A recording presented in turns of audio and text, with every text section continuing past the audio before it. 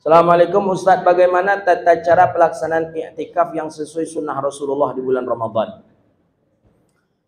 Perlu kita ketahui terlebih dahulu Bapak Ibu yang dirahmati Allah, i'tikaf itu bukanlah dalam Ramadan saja. Ingat itu. Karena ada sebagian kawan-kawan kita, tapi saya perhatikan ya kawan-kawan Wahaboy juga, dia mengatakan bolehnya i'tikaf itu cuma Ramadan kata dia. Nah, tidak. Kapan saja kita masuk masjid boleh i'tikaf. Jadi i'tikaf itu bukan Ramadan saja. Kata dia mesti Ramadan. Karena ada ayat Allah mengatakan wa antum aakifuna fil masajid. Karena Nabi melaksanakan i'tikaf dalam Ramadan. Nah, kita dibolehkan. Syarat yang paling mutlak rukun daripada rukun i'tikaf adalah berada di dalam masjid dengan niat i'tikaf. Jadi kalau masuk masjid tak ada niat i'tikaf, juga i'tikafnya tidak sah. Jadi i'tikaf ini kapan saja. Setiap kita masuk masjid boleh i'tikaf. Baik. Apakah harus sampai waktu fajar? Sedangkan seorang tersebut harus bekerja di siang hari dan tentunya pekerjaannya tidak maksimal karena rasa ngantuk akibat dari i'tikaf yang dilakukannya. Nah, ini orang ini i'tikaf semalam suntuk. Tiba besok siang kerja lah terkunang-kunang matonya tu linglung. Dan apakah i'tikafnya batal ketika seorang i'tikaf itu keluar masjid, kemudian orang itu pulang ke rumahnya, kemudian datang lagi ke masjid untuk melanjutkan i'tikaf? Sebenarnya ini sudah dijawab oleh para ulama di dalam kitab-kitab fikih. I'tikaf pertama mesti dilakukan di masjid. Dalam mazhab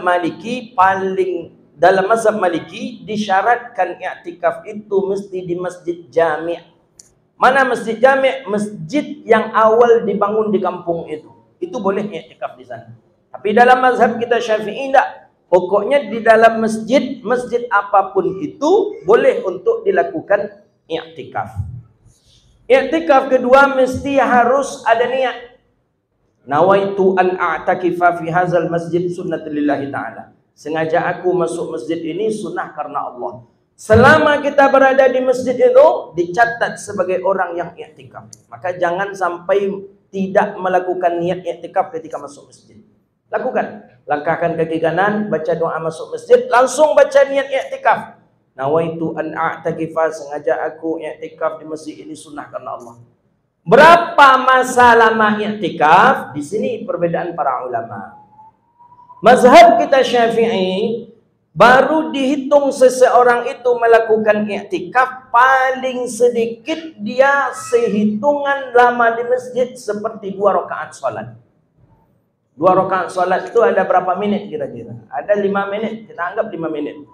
5 menit kita berada di masjid itu sudah boleh kita dikategorikan orang yang i'tikaf. Dalam mazhab Imam Syafi'i, dalam mazhabnya Imam Maliki, mesti dia di dalam masjid itu syaratnya 1 hari 1 malam. Baru disebut dia orang yang i'tikaf. Bahkan dalam mazhab Hambali itu, mazhab Hanafi itu mesti dia harus 1 malam 2 hari di dalam masjid. Baru dia dikatakan orang yang i'tikaf. Kita ambil mazhab kita Syafi'i. Sebentar saja kita di dalam masjid, sudah dianggap kita orang yang beriktikaf. Tapi syaratnya mesti harus ada niat i'tikaf. Kalau pulang batal enggak i'tikaf kita? Ya tentu batal. Orang yang keluar dari masjid batallah i'tikafnya. Baik itu disebabkan karena berhadas, dia keluar, batal wudu'nya. Dia keluar masjid, batal. Ketika dia masuk masjid lagi, dia mesti meniatkan bahwa dirinya i'tikaf. Bolehkah orang yang sedang i'tikaf itu mensyughulkan, menyibukkan dirinya untuk hal-hal yang sifatnya dunia dengan rumahnya, kemudian dia masuk lagi? Nabi pernah, tapi Nabi SAW, rumah Nabi sangat berdekatan dengan masjid. Tapi walaupun seperti itu, ingat hadis. Nabi kalau i'tikaf, Nabi sekedar membangunkan anak dan istrinya ketika 10 Ramadan, kemudian Nabi masuk kembali. Nabi tidaklah batal wudu'nya dan tidak ada perkara dunia sama sekali dengan Rasulullah. Sampai ingat kita hadis dalam Sahih Muslim kalau tak salah. Nabi rindu kepada Sayyidah Aisyah, istrinya. Nabi sedang i'tikaf. Sayyidah Aisyah sedang haid. Apa yang dilakukan Rasulullah saking rindu? Fanawalat. Nabi berikan sisir kepada Sayyidah Aisyah. Nabi panggil Sayyidah Aisyah dari jendela masjid. Sayyidah Aisyah pun mendekat Rasulullah SAW. Nabi keluarkan. Nabi karena di kantong Nabi apa saja? Ada sisir, ada siwak dalam kitab Syama'il Muhammadiyah. Ada apa saja dalam kantong Rasulullah SAW? Ada sisir, kemudian ada siwak. Nabi keluarkan sisir Nabi.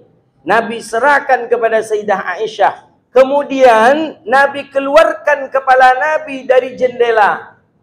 Kenapa Nabi mengeluarkan kepala Nabi dari jendela? Nabi tidak keluar karena Nabi sedang i'tikaf. Itu yang mempertegasnya. Kenapa tidak Nabi dari dalam masjid saja biar Sayyidah Aisyah masuk ke masjid? Karena Sayyidah Aisyah sedang haid. Ini dalil dalam mazhab Syafi'i, perempuan haid berhalangan tak boleh masuk masjid. Bisa saja Nabi suruh Aisyah masuk aja lah ke dalam masjid. Nah, bisa saja. Di masjid, di dalam masjidnya aja engkau sisir rambut. Bisa saja. Tapi tidak. Fanawalat. Nabi keluarkan kepala Nabi dari jendela. Kemudian Nabi berikan sisir kepada Sayyidah Aisyah. Sayyidah Aisyah lah yang menyisir rambut Nabi SAW. Kata sahabat, itu pemandangan yang paling indah ketika itu. Cuman handphone tak ada. Kalau ada handphone di video kan itu yang paling viral. Nah, bayangkan, itu salah satu sunnah itu ibu-ibu, menyisir rambut suami. Pernah tak bapak disisir? Nah, kalau enggak minta nanti. Sunnah itu. Jadi Nabi keluarkan, ya kan? Nabi keluarkan kepala Nabi dari jendela, disisirkan oleh Sayyidah Aisyah. Begitu mesranya Nabi dengan Sayyidah Aisyah. Nabi tidak membolehkan Sayyidah Aisyah masuk ke masjid karena Sayyidah Aisyah sedang dalam keadaan haid berhalangan. Kemudian Nabi yang keluar mengeluarkan kepalanya. Itu tanda bahwa orang yang haid tidak boleh masuk masjid. Dan begitulah saking rindunya Nabi cukup terobati dengan sisir rambutnya Rasulullah sallallahu alaihi wasallam.